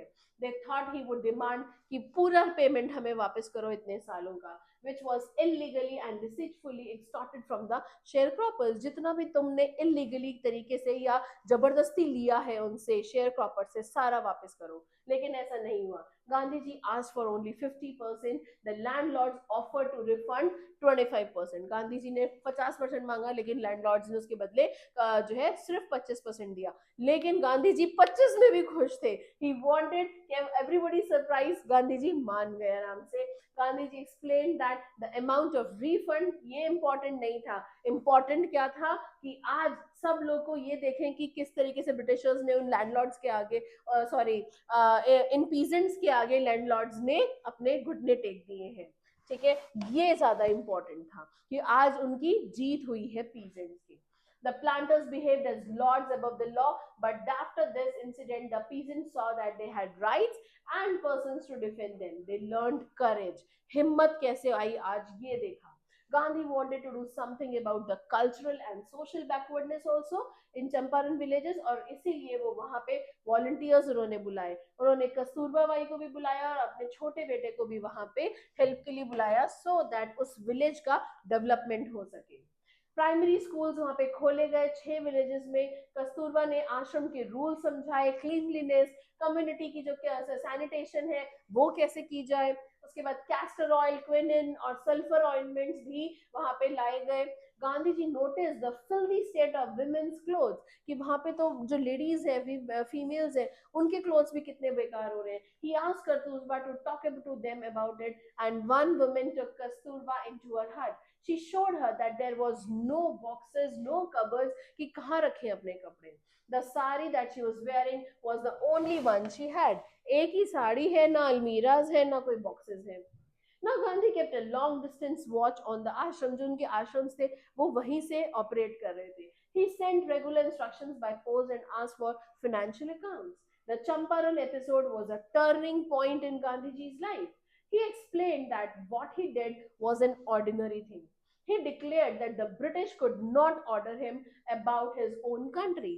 Britishers मुझे मेरे ही कंट्री में ऑर्डर करेंगे, ऐसा नहीं हो सकता. Champaran was an attempt to free the poor peasants from exploitation, and it didn't begin as an act of defiance. This was the typical Gandhi pattern: civil disobedience. Now, his politics were intervened with the practical day to day problems of the millions.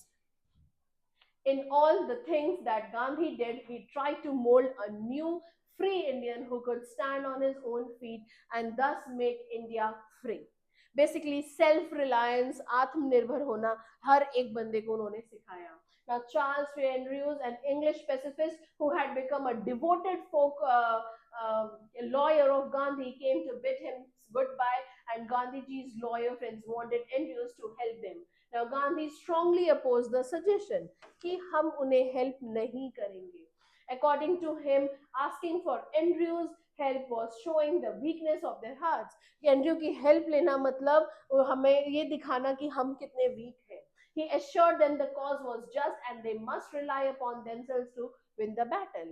कि हमें अपने ऊपर ही निर्भर रहना चाहिए अपनी किसी भी लड़ाई को जीतने के लिए. Gandhi in this way taught them a lesson of self-reliance. Self-reliance, Indian independence, and help to the sharecroppers were all bound together. So एक ही तीर से उन्होंने कितनी चीजें सिखाई विलेजर्स को वहां पे. ठीक है, that's how you come to the end of this chapter. और हमारा नेक्स्ट चैप्टर आता है पोएट्स एंड पैनकेक्स.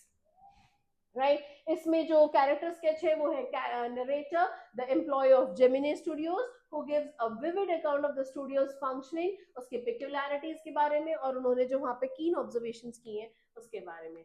जो बॉस है एस वसन, the owner of Gemini studios and a successful businessman known for his passion for films and his strict yet approachable personality. Next आता है the office boy, एक expiring poet turned frustrated makeup assistant who resents his role in the makeup department and longs for creative freedom. ठीक है. Subbu है एक versatile and talented actor, writer who is considered the number 2 person of Gemini Studio. He is admired for his loyalty, humor, and ability to improvise.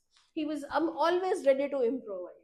Now, the legal advisor, a mysterious, aloof man whose presence in the studio puzzles the narrator and others. कि ये क्यों है यहाँ पे. The poet, a quiet man who works in the story department, known for his self-composed poems in Tamil. Now, Stephen Spender, a famous English poet and editor of The Encounter, whose visit to Gemini Studios is misunderstood by the employees. चलिए, so the makeup department पहले.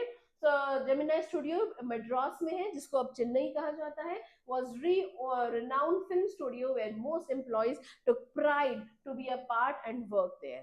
ठीक है. The makeup department जो था वो सबसे busiest area है वहां का, led by a strict head makeup man.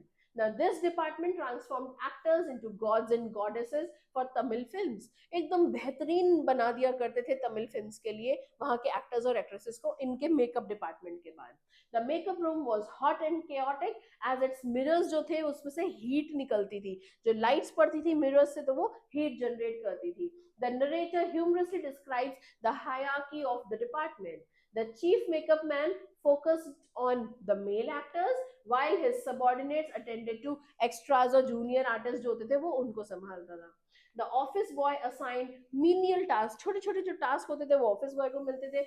Bitterly complained about his unrealized ambitions as a writer. हमेशा कहता था मेरे की तो टैलेंट की कदर ही नहीं है, मैं कितना बड़ा राइटर बन सकता हूँ, मेरे टैलेंट की कदर नहीं है, ऐसे. Now, Subbu, the unofficial number two. So Subbu was a jack of all trades. हर चीज पता थी उसको. Who held an influential position at Gemini Studios. Despite being modest and humorous, he was the most indispensable person after the boss. सबसे ज्यादा भरोसेमंद और बढ़िया बंदा वही था. Now Subbu could write scripts, act, and even direct scenes, adapting quickly to any situation. जिस भी चीज की कमी होती है वही काम कर दिया करता था. The narrator highlights Subbu's affable nature and loyalty, contrasting it with the resentment felt by the office boy who viewed Subbu as the reason for his frustrations.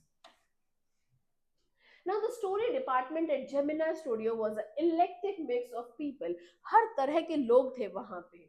The team included poets भी थे, writers भी थे, जिनकी बढ़िया अलग अलग skills थी, discussions होते थे और जिनसे बहुत productive results भी निकाले जाते थे. Narrator recall करता है कि कैसे जो story department है often debated irrelevant topics वहां पे debate होते थे, yet they were respected क्योंकि वो intellectuals थे, दिमाग का काम करते थे. One poet in the one department who wrote exclusively in Tamil was particularly admired उसकी creativity के लिए. However, the narrator implies that the department's overall output में थोड़ी कुछ कमी थी. ठीक है. One day, the arrival of English poet.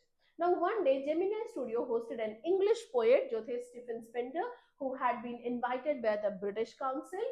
The employees unfamiliar, उसका काम क्या है वो नहीं पता था, तो इसलिए वो puzzle हो गए, थोड़ा confusion में हो गए कि ये आया क्यों है.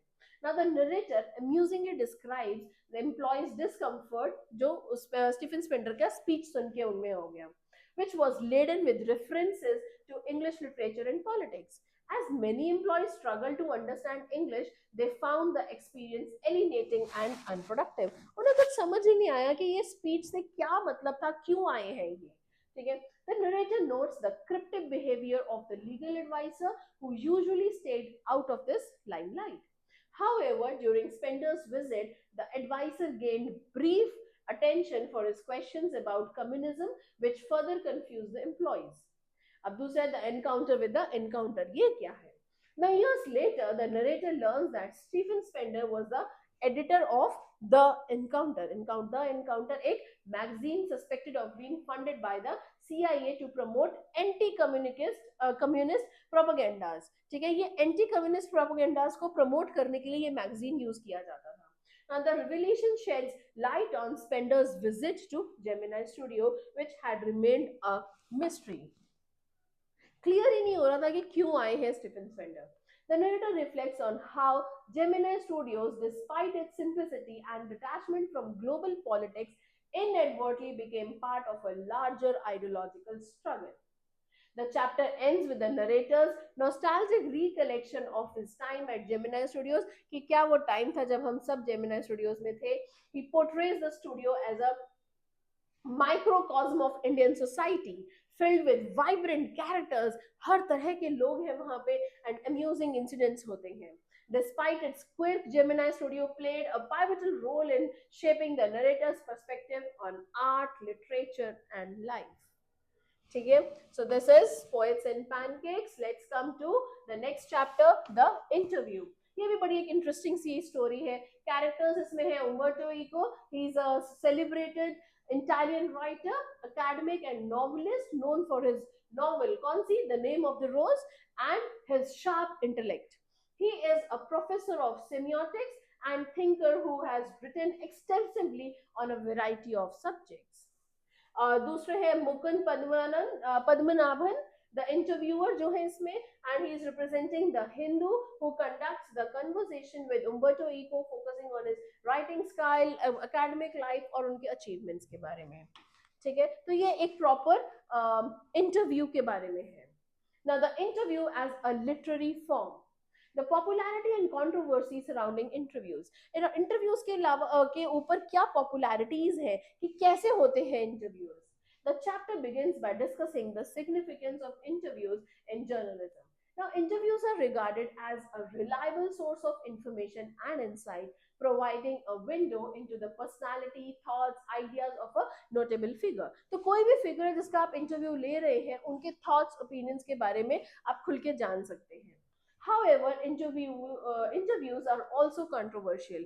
कोई भी बात निकली उससे कंट्रोवर्सी डेवलप हो जाती है. Some critics find them intrusive. Intrusive क्यों? क्योंकि आप हमारी लाइफ्स में इंटरफियर कर रहे हैं, आप हमसे क्वेश्चंस कर रहे हैं कि हम वो जवाब दें जो हम नहीं देना चाहते हैं.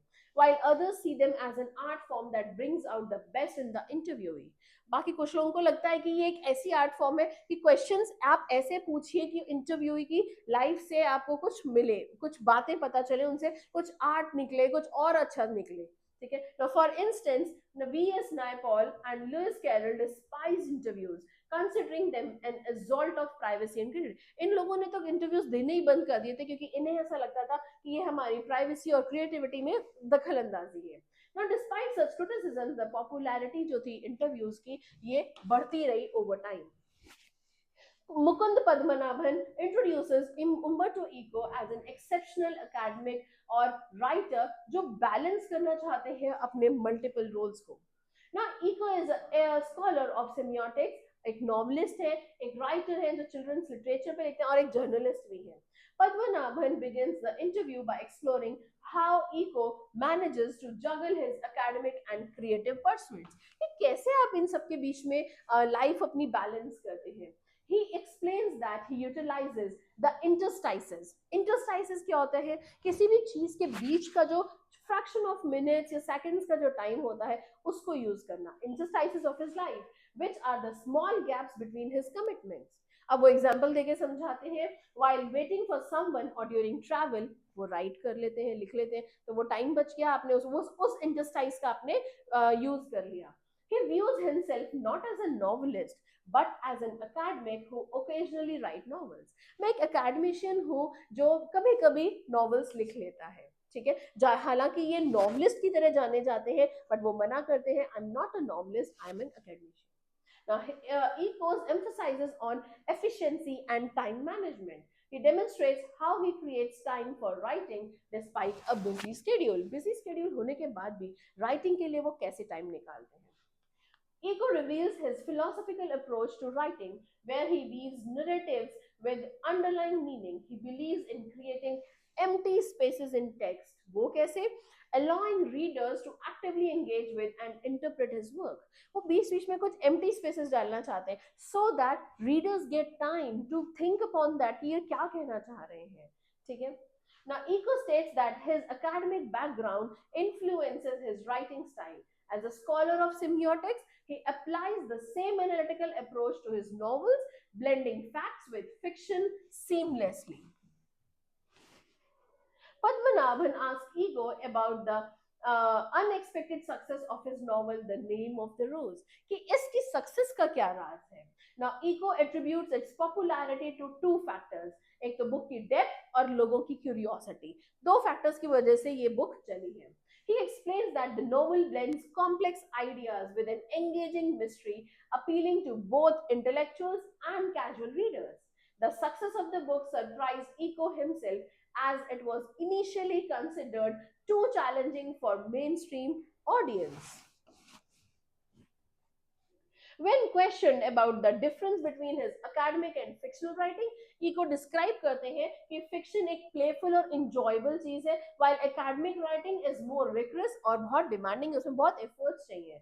Fiction allows him to experiment with language and storytelling, लेकिन जो academic writing है वो बहुत precision चाहिए और उसमें बहुत facts पे आपको टिकना पड़ता है, facts के ऊपर काम करना पड़ता है. ठीक है. Now, the chapter concludes with Padmanabhan reflecting on the importance of interviews as a medium of understanding prominent personalities. अगर हमें prominent personalities को जानना है तो इंटरव्यू से अच्छा माध्यम और कोई हो ही नहीं सकता. Now, Eco's responses highlights his humility, intelligence, and philosophical outlook on writing in life. The interview illustrates how a skilled interviewer can extract profound insights, turning a simple conversation into a meaningful exchange of ideas. तो ये था आपका chapter the interview.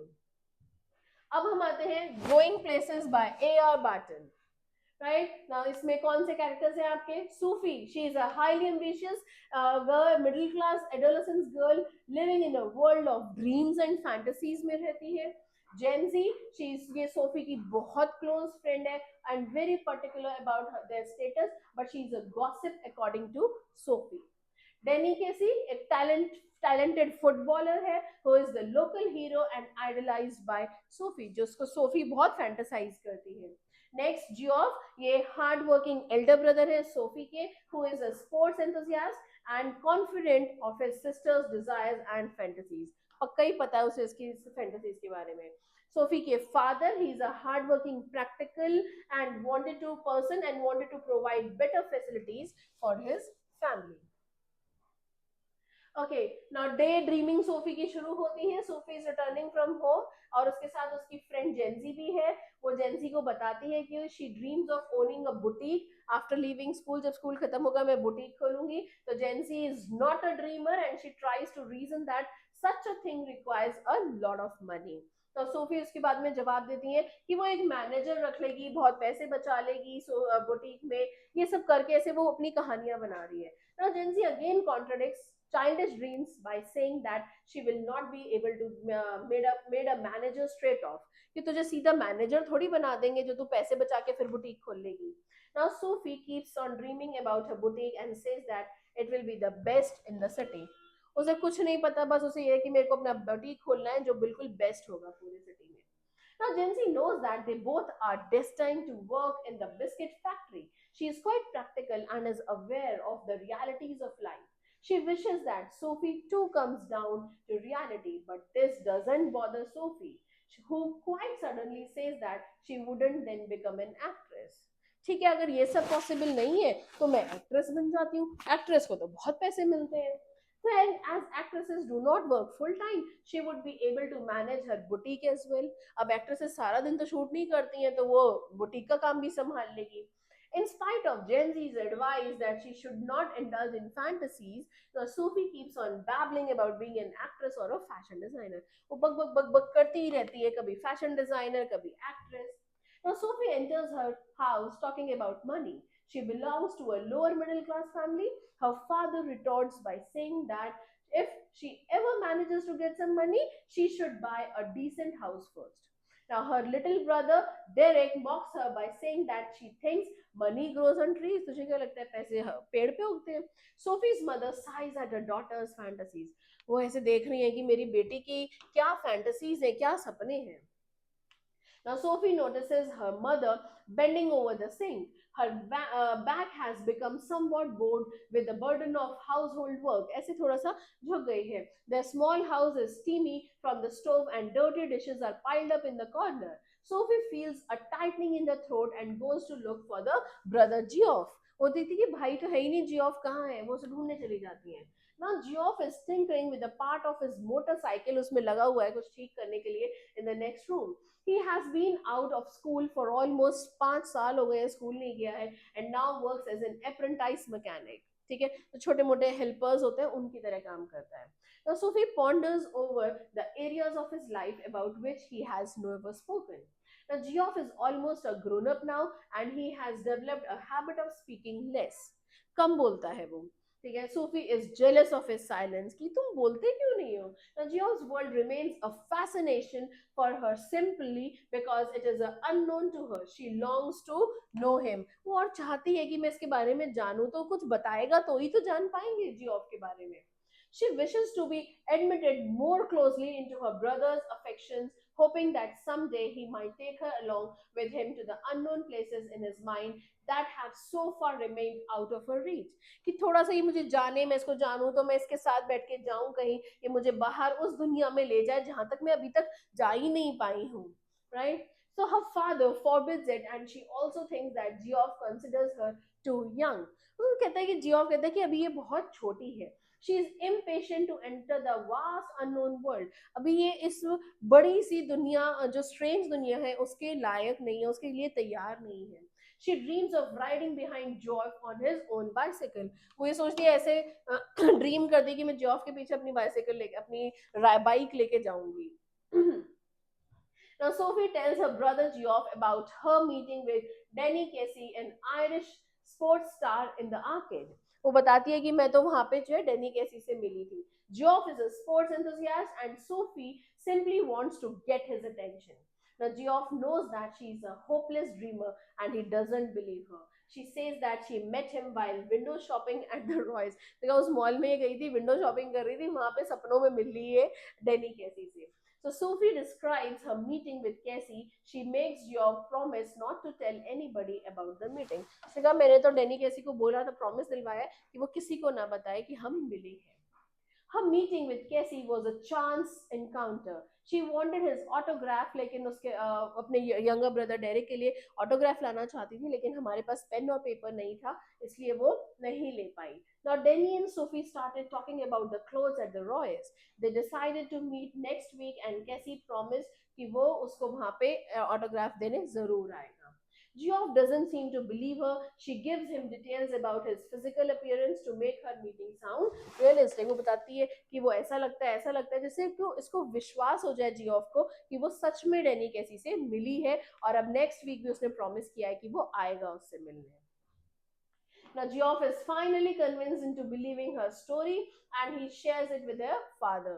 अब father को भी गुस्सा आता है, वो डिसबिलीव करते हैं and she adds even more embellishments to her story. और बढ़ा चढ़ा के बातों को स्टोरीज को बताती है जिससे कि उसकी जो स्टोरी है वो और विश्वास वाली लगे, उस पर सब लोग विश्वास करें. फादर और जियोफ जो है वो डिस्कशन स्टार्ट कर देते हैं डेनी कैसी की एबिलिटीज के बारे में कि हाँ वो अच्छा खेलता है, उसने ये किया, ऐसे general discussion. Her father rubbishes Sophie's claims and warns her that one day she will land herself in trouble because of this wild stories. वो उसकी सारी स्टोरीज को हटा देते हैं और कहते हैं कि एक दिन तुम परेशानी में आ जाओगी, ये सब जो तुम फालतू की स्टोरीज क्रॉप अप करती रहती हो. Now Sophie, Derek and their father sit down near the goal while Geoff as usual sits up higher with his friends. ये लोग सब मैच देखने जाते हैं डेनी कैसी का और डेरेक अलग बैठ जियोफ अलग बैठते हैं अपने फ्रेंड्स के साथ और ये तीनों साथ बैठते हैं. United win the match, teams के नाम है thanks to the Irish genius Casey की वजह से यूनाइटेड जीत गई. Now Sophie meets Genzi and gets surprised by the fact that Genzi knows about the meeting with Cassie. Now she gets angry with Geoff for blurting out her secret कि तूने Geoff को क्यों बताया अपना secret. Sophie is worried that if her father gets to know about this, then she will be in trouble. She is relieved to know that Genzi has no idea about the date. Now, Sophie explains to Genzi that the meeting was incidental and she doesn't want anybody to know about it. Now, Genzi assures Sophie that she can be trusted. कि तू मेरे को तो बता सकती है, मैं तो किसी को भी नहीं बताऊंगी. Sophie waits for Denny Casey at her favorite spot along the canal.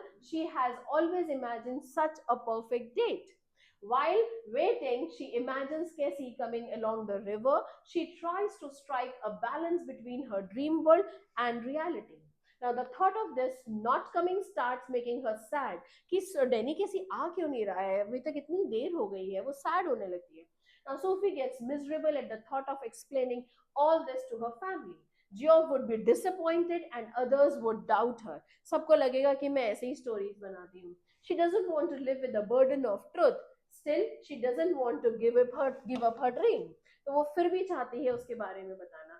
Sophie once again dreams of meeting Cassie at Roy's and she asks for an autograph, but they don't have a pen. She imagines his physical appearance. She fails to differentiate her dream from reality. वो बार बार अपने dreams और reality में differentiate ही नहीं कर पाती, उसको लगता है यही सच है. ठीक है. She keeps waiting in the arcade for a long time, remembering Cassie's soft melodious voice and a shimmer in his eyes. As Cassie was quite young, Sophie idolized him as her hero. She saw him in a match and in fact this was the only time she had seen. तो उसने reality में बिल्कुल भी नहीं देखा था उसको. ठीक है, वो सिर्फ अपने ड्रीम्स और रियलिटी से मैच नहीं कर पाती थी. ठीक है, तो ये थी हमारी पूरी बुक जिसमें हमने सारे chapters with in less than 2 hours खत्म कर दिए हैं. Right? If you still feel any problem, you can always pen them down in the comment section. Right? Thank you.